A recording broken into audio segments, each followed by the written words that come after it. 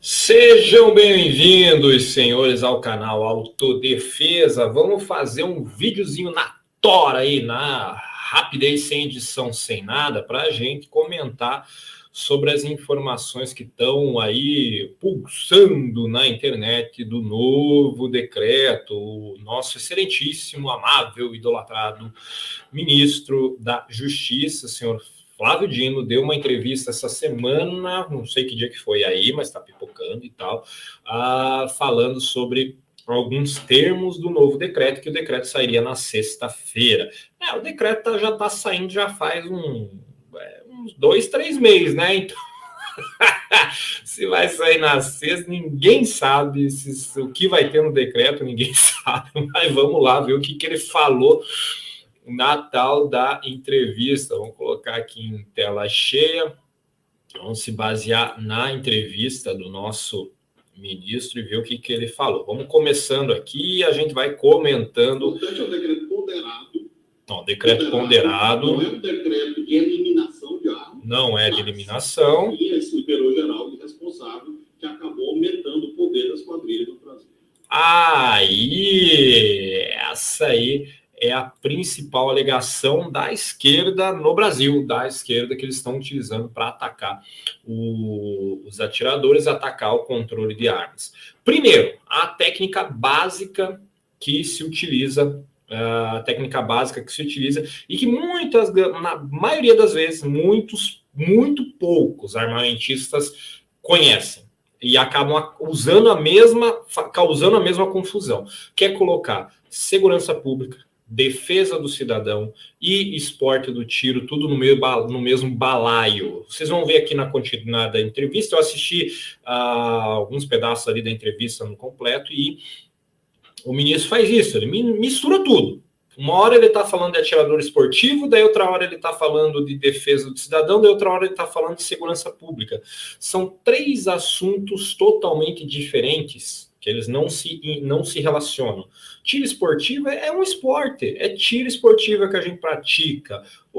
A segurança pública é outra discussão e defesa do cidadão é outra discussão. E eu falo que nós temos que ter muito cuidado com isso, porque muita gente mistura os assuntos muito armamentistas. Eu escuto isso direto, toda hora. É difícil achar um cara que saiba diferenciar o que é um de outro. Você não sabe, o cara começa a conversar, mistura as bolas, mistura os argumentos, e aí dá margem para argumentações errôneas que acabam depreciando o assunto, acabam levando para essas conclusões, como que o ministro acabou de falar, que as armas dos atiradores esportivos foram utilizadas para aumentar o poder das quadrilhas. Então, esse tipo de mistura, né, essa confusão acaba causando esse tipo de conclusão exagerada. É óbvio que, no caso dele, a conclusão com motivo, né? Lógico que é motivado. A gente sabe que não há de se esperar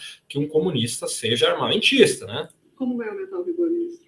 Nós vamos reduzir o número de armas que as pessoas vão poder comprar, então depende de cada categoria.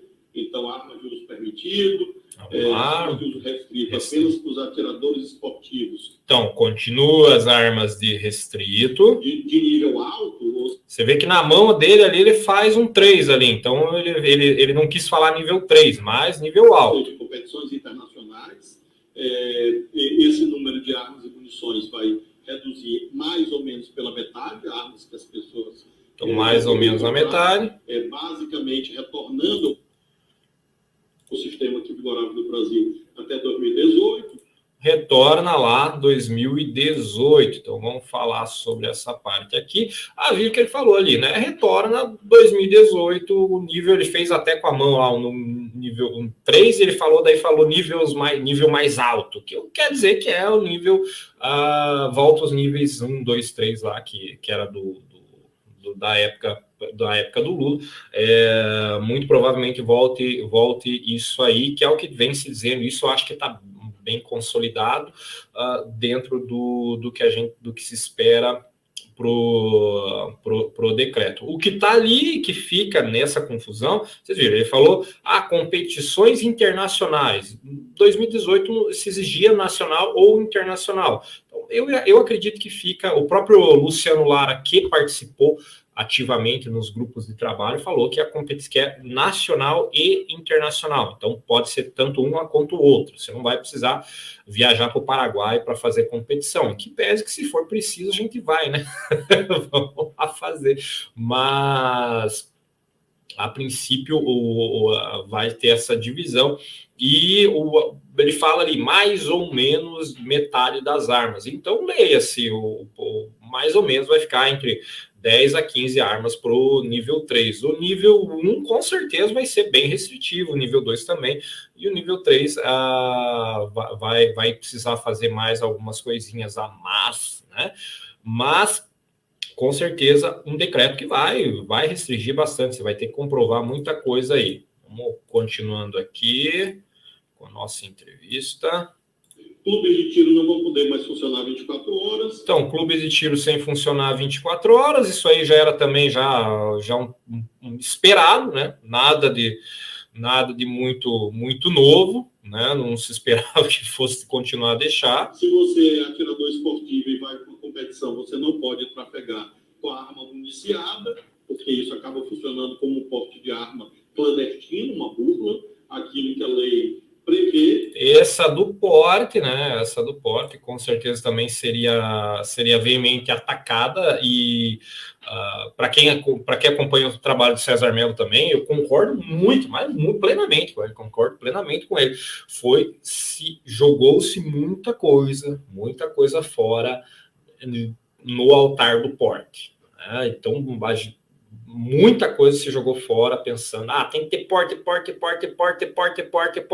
e hoje um cidadão comum não pode nem comprar uma arma para sua defesa, porque mesmo com a legislação voltando à época do PT, o cidadão comum ele pode comprar uma arma de defesa se o delegado do SINARM, se o agente da Polícia Federal do SINARM tiver de bom humor e achar que naquele dia lá ele pode ou não, porque dependendo do lugar não vai comprar, dependendo, tem cidades aqui no Paraná, por exemplo, que já é sabido que a pessoa que trabalha lá no SINARM, ela não libera a arma e acabou. Isso não é algo fora. Dentro da corporação, o pessoal sabe disso. O pessoal já dentro da corporação, o pessoal já sabe. Lá naquela cidade lá não dá, porque não adianta.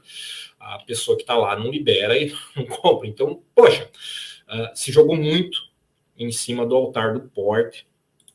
E hoje, coisas básicas, a gente não tem nem no artifício, nem basilado na lei. Então, fica essa lição para os próximos anos. Nós estamos continuando, fazendo com que haja fiscalização. Aumento da fiscalização, nada demais. Com isso, nós possamos abolir as pessoas que pegaram a lei e fraudaram para conseguir arma que o uso restrito. Nada de mais justo. Não deveriam estar com elas. Nada de mais justo. Vendendo essas armas e desviando essas armas. E novamente aí. É ruim para a sociedade. Armas tem que estar com a polícia. E agora deixa eu só fechar para a gente escutar essa parte aqui, que essa parte é complicado, né? Mas, enfim, mais uma vez atacando o argumento de que as armas compradas pelos atiradores teriam sido desviadas em grande volume e tal, e serviram para aumentar o poder das quadrilhas. Mais uma vez, esse artifício, esse argumento que o ministro aqui utiliza, que, claro, é um argumento que, para fundamentar o desarmamento, vai funcionar muito bem, foi sempre utilizado, o PT sempre usou desde o Fernando Henrique já se usou esse argumento de que, e é o argumento de todos os desarmamentistas no mundo inteiro, que a arma aumenta a violência, mas não se faz essas diferenciações básicas entre a arma para o tiro esportivo, a arma para a defesa do cidadão e a arma para a segurança pública. Quando se fala, a arma aumenta a violência, se coloca todas as armas de todo mundo junto, não, tem que acabar com tudo. Não é. A gente sabe que não é dessa forma. Então, vamos lá, só compartilhar aqui. Eu tenho 2 reportagens. Deixa eu ver se vai aparecer para vocês aqui. Aí, bonitinho. Não sou eu que estou inventando isso aqui é do site da Globo. Já peguei pelo site da Globo. Estão vendo aí, polícia apreende mais de 1.000 munições de fuzil e 3 toneladas de maconha no Paraná. No Paraná aqui é muito comum isso aqui, gente. Quem não é do Paraná, isso aqui é muito comum na nossa região de fronteira, esse tipo de apreensão aqui. Então vejam aqui, foram apreendidos esses 2 fuzis aqui junto dessa apreensão. Para quem conhece um pouquinho, o mínimo, só de bater aqui já vê que não confere com nenhum produtor, nenhuma arma que seja vendida em território nacional. Então você já vê, o T4 até pode ser parecido, mas de longe a gente já vê que não é. O T4 não se parece nem de longe com um T4 ou com um Fire Eagle. Então a gente já vê que essas armas aqui não são produzidas dentro do Paraná, não são produzidas no Brasil, são armas que vieram do contrabando internacional de armas. Olha aqui outra noticiazinha da Globo também, não é minha, não fui eu que inventei. Essa aqui mais recente, né? Foi essa semana a apreensão. Nós tivemos aqui, deixa eu ver se eu consigo, se vocês vão conseguir ver o vídeo aqui, essas armas aqui, olha. Vamos ver. Ó, esses fuzis aqui também facilmente a gente consegue ver que não são fuzis brasileiros, não é da Fire Eagle, não é da Taurus, olha, mas todas essas armas marronzinha aqui, tudo, claro, droga nem se fala. Aqui no meio dessa bagunça de armas aqui, até tem algumas Taurus, essa aqui parece até ser uma Millennium, uma coisa, uma 24/7, esse cara pegou uma PT-92 aqui também, mas você vê que não é necessariamente armas. Não, a maioria aqui são armas de fabricação estrangeira, são caniques, são armas de outras fabricações. Depois, com o laudo pericial, vai verificar que essas armas não são pertencentes a nenhum atirador. Aqui tem uma foto melhor. A gente dá para identificar essas que tem o carregador, o bumper um pouquinho mais alongado aqui, com gatilho vermelho, são armas da canique. Algumas, inclusive, algumas Glocks aqui dessa apreensão, ela já vem com aquele dispositivo Mandrake, que é feito em outros países, que é o que ele desarma a armadilha do percussor e deixa a arma em regime automático. Isso aí não tem no Brasil para vender. Isso não existe aqui no território brasileiro, né? Não tem como comprar aqui. Então, você vê que a arma não é daqui, são ali 80 e poucas armas numa apreensão, mais não sei quantas armas outra apreensão, tudo que vem. Isso é o que foi pego, O NEPOM de Guaíra tem estatísticas bem interessantes classificando essas questões, a correlação do que é apreendido com o que realmente o crime organizado consegue passar de contrabando de tráfico fora aquilo que foi apreendido, fazendo uma correlação. Poxa, se foi apreendido 10 pela polícia, significa que já passaram mais de 1.000 na frente. Então, isso aqui comprova facilmente que arma de crime organizado, meu cara, você não vê um traficante com uma G2C, você não vê um traficante com um riflezinho com 80-22 lá no morro, lá com 80-22, um riflezinho 22 lá na mão. Isso é uma coisa, é um argumento triste, né? Um argumento triste, mas facilmente desmanchado esse argumento, que é o que a gente tem que se utilizar. O grande problema, gente, que eu quero deixar bem claro, o grande problema não é escutar o senhor Flávio Dino, que o senhor Flávio Dino tem fotos inúmeras na internet, fotos, entrevistas, ele falando que ele é comunista, ele é adepto da filosofia, da ideologia comunista. Então, esperar que ele fale isso não é nada de novidade. Gente, não é nada. Eu convido até, indico para o pessoal, façam o Padre Paulo Ricardo, procurem na internet Padre Paulo Ricardo. Padre Paulo Ricardo tem um canal no YouTube. Claro, aconselho que vocês façam todos os cursos. Ele tem um canal, tem um site com os cursos, mas ele tem no canal do YouTube, no canal dele, ele tem um curso sobre marxismo cultural, que explica bem pormenorizado, o melhor curso que eu já fiz, o melhor que eu vejo assim de base, para você entender como que funciona a cabeça de um comunista, como que você vai ver que o comunista ele não busca a verdade. A verdade não é algo que o comunista busque. Então, o problema não é ver esse tipo de comentário vindo do senhor Flávio Dino. O problema é que você escuta, às vezes, escuta isso com frequência em clube de tiro, pô. Você escuta essas coisas com frequência em clube de tiro. Copa Pro Armas. Você vai na Copa Pro Armas, tem um cara do... não, pois é, tem que ter um novo decreto, porque estava muito bagunçado, né? Tinha gente aí... Cara... Você escuta isso dentro do clube de tiro, meu. Argumentos como esse. Argumentos para a pessoa ali que está tirando um Copa Pro Armas da vida. Não, realmente tem que... O que é isso, cara? Então, assim, pô, gente, nós temos que estudar um pouquinho mais o que se você está lá praticando um Pro Armas, você está querendo ser atirador esportivo, tem que estudar um pouquinho mais sobre aquilo que você está fazendo, né? Então, argumentos tão precários como esse não podem ser utilizados. Vamos voltando lá para a entrevista, tá? Eu só tirei um pedaço, a entrevista é bem maior, né? Fala bastante coisa lá, de outros assuntos, mas eu tirei só o pedaço da arma. Agora o principal. Vamos lá. Olha lá. Deixa eu voltar aqui. E desviando essas armas, e isso é muito ruim para a sociedade. Agora. Tem que estar com a polícia. A arma tem que estar com a polícia. Forças armadas. Forças armadas.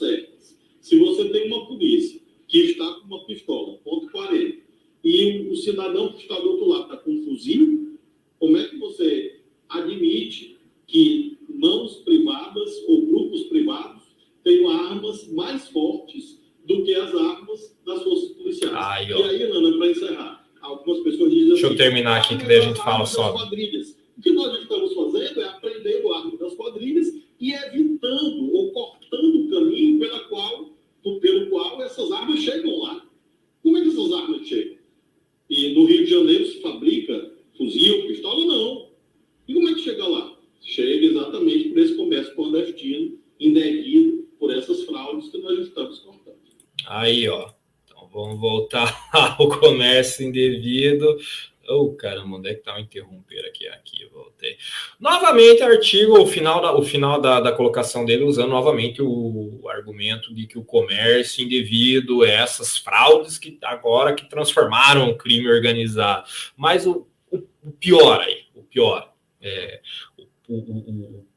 pior dessa colocação. Pior não, como eu falei, não é de se admirar uma fala dessa vindo de uma pessoa que se intitula comunista, que vários momentos de ser de ideologia comunista. Os comunistas querem um Estado maior, com mais força, com poder sobre o cidadão. Eles querem que o coletivo humano, o coletivo, que é algo que ninguém consegue explicar o que é esse coletivo, né? O que é o partido, né? Marx usava o partido, Stalin usava o partido, né? O comunismo, o coletivo. Ninguém sabe o que é esse coletivo que fica flutuando por aí. Eles acham que o Estado tem que ser maior. Então, vejam, olha que absurdo, um cidadão... E vejam que ele usa o termo cidadão, ele não fala o termo criminoso. Se fosse criminoso, até compreensível a fala. Um criminoso ter um fuzil e a polícia... Até compreensível a fala. Agora ele fala cidadão. Não se pode que um cidadão tenha mais recursos do que a própria polícia. Leia-se, meu caro. Ele quer, o Estado quer, óbvio, o objetivo é que a polícia tenha mais poder sobre você, cidadão, tenha mais poder, que você não possa você não possa de forma alguma deixar de cumprir ordens que venham do Estado. É essa a função. E aqui vem um aviso que, poxa, gente, ano que vem nós temos aí, todo mundo sabe que tem ano que vem, que é as eleições municipais. Quem que vai vir pedir voto para você? O teu polícia favorito. Seu polícia favorito vai vir pedir voto para você dentro do clube de tiro. Isso mesmo, vai vir dentro do clube de tiro pedir voto para você eleger ele como vereador, porque ele tem arma na cinta, ele gosta de arma, né? Essa frase do ministro aí, essa colocação do ministro deixa bem claro qual é que é como que o órgão policial, e aqui, gente, vamos sem mimimi, eu sou policial, eu posso falar disso aí. Então, sem mimimi, a gente sabe que tem pessoas muito boas dentro da polícia, a gente sabe tudo disso, tem cara que é herói lá dentro, tudo, mimimi, beleza. Mas a organização polícia junto dentro do Estado, ela não é feita para proteger o cidadão, ela não é feita para proteger você. Se você passou pela pandemia e ainda não enfiou isso na cabeça, meu caro, você tem um problema sério para enxergar as verdades do mundo. Você realmente precisa ter um pouquinho mais de mundividência. Sugiro fortemente que você faça esse curso do Padre Paulo para que você possa começar a abrir sua mente para as verdades do mundo, como essa. Na polícia, como força estatal, ela não foi feita para defender o cidadão, ela foi feita para manutenção do Estado, para manutenção da ordem social e manutenção da função do Estado. É isso aí, que é exatamente o que essa frase, essa colocação do ministro resume. A polícia não pode ter poder menor do que qualquer aparato privado. Então, um fazendeiro lá no meio do Pará, ele, por mais que ele tenha quilômetros e quilômetros de fazenda e propriedade privada para se defender, ele não pode ter um poderio maior do que a polícia. Então, ele vai ter que sempre depender da polícia para fazer as coisas, mesmo a polícia sendo ou não favorável ou não a um eventual governo comunista ou não. Então, vejam bem, a colocação, eu não me admiro, não fico bravo nada com a colocação do ministro está dentro do que ele pensa, e acabou, não tem que ficar, mas não, cara, a colocação está dentro do que ele pensa, ele acha isso da vida, a filosofia e ideologia comunista é isso aí, não tem. Então, o que a gente tem que ficar, lutar contra é esse discurso, esse mesmo discurso dentro de clube de tiro, esse mesmo discurso dentro da nossa dos armamentistas, um discurso desse que é um discurso totalmente estatal. E esse discurso é constantemente encontrado em pessoas que se denominam conservadores, se denominam de direita, se denominam liberais. É constantemente se encontra esse tipo de discurso. E mais um argumento que eu acho interessante para a gente colocar aqui para separar essas questões e diminuir essas questões esses argumentos utilizados, o que eu quero com isso? Eu quero que você tenha um pouquinho mais de argumento, eu até vou fazer um vídeo só sobre isso, para que a gente tenha um pouquinho mais de argumento em qualquer discussão que você venha se envolver, e não cair nessas pataquadas aí de falar, ficar sem argumentos para contrapor. Então, o argumento lá é que o maior número de armas, né, voltamos aqui para compartilhar, o maior número de armas teria ali influenciado no aumento do poder das quadrilhas. Então, aqui, gente, um detalhe que está acontecendo, uma questão que está acontecendo nos Estados Unidos já faz um bom tempo. A Califórnia, os californianos estão se movendo para o Texas. Olha aqui, eu peguei aqui alguns jornais americanos, né? Californianos vão aqui. Algo que se tem utilizado lá na mídia é que a mudança se deve simplesmente pelas altas taxas de aluguel, pela moradia está ficando muito cara na Califórnia. Mas aqui encontramos algo além disso aqui, como nesse jornal que mostra a queda de crimes aqui no Texas, a queda drástica aqui em crimes de propriedade no Texas, e a Califórnia mais ou menos mantendo o mesmo aqui também, crimes contra a violência. Vemos aqui o relatório de crimes anual mostra que que o medo dos californianos vem aumentando, que o medo sobre o aumento do crime dos californianos é justificável. Então, aqui mostra uma fachada de uma loja com tapumes aqui, com medo aí de manifestações. Aqui outra, californianos, violence crime rate increase, um aumento do crime aí em 2021 na Califórnia, aumento de crime aqui em 22 na Califórnia. Então o crime vem aumentando muito na Califórnia, principalmente por medidas também, como por exemplo, tem uma legislação que passou lá que diminui que transforma em contravenção o crime até de furto até $900. Então, um negócio que ficou uma pandemia lá, né? Virou uma pandemia, tanto na Califórnia quanto em Nova York. Eu vou fazer um vídeo mais completo com informações melhores, bem detalhadas sobre essa questão.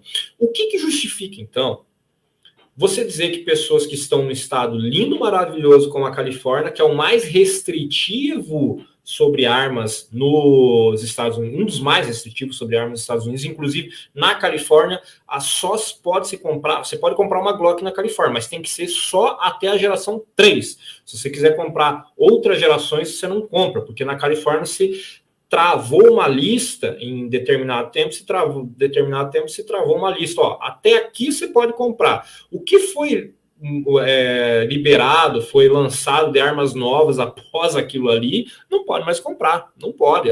Você quer comprar uma Echelon agora que saiu na Califórnia? Não. Você não na Califórnia, não. Você pode comprar em outros locais. Então, existem proibições que são muito grandes na Califórnia a respeito da arma.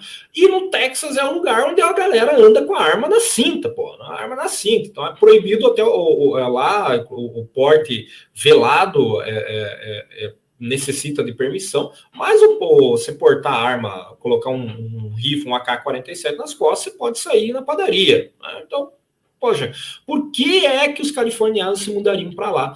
Óbvio, pela violência que vem aumentando. E isso mostra que mais armas não transformam uma cidade mais violenta. Pelo contrário, senão não haveria essa mudança de californianos para o Texas. Isso está acontecendo, inclusive, com os nova-iorquinos, não Nova York cidade, mas Nova York estado, que também tem políticas bem semelhantes à Califórnia, que estão se mudando para a Flórida. Então, o fluxo migracional, o fluxo interno ali de mudança entre os estados, lógico que existe um fluxo entre os estados, né? Tem gente que vai do Texas para a Califórnia, gente que vai da Califórnia para o Texas, mas o aumento, a disparidade entre californianos indo para o Texas tem aumentando cada vez mais, nova-iorquinos indo para a Flórida cada vez mais. Na Flórida, inclusive, o DeSantis, que é o governador lá, conseguiram, eu não sei se já está aprovado, mas estavam a ponto de aprovar a permissão de porte velado sem necessidade de autorização estatal. Então, você pode enfiar a arma veladamente, porque lá eles tratam bem rigidamente o porte velado. Então, você usar que tem uma certa lógica, né? Usar uma arma de forma velada é muito pior do que usar uma arma de forma ostensiva. Então, você veja, esses argumentos de que armas aumentam a violência não se mantém, né, se você utilizar o conhecimento certo, as fontes certas para derrubar.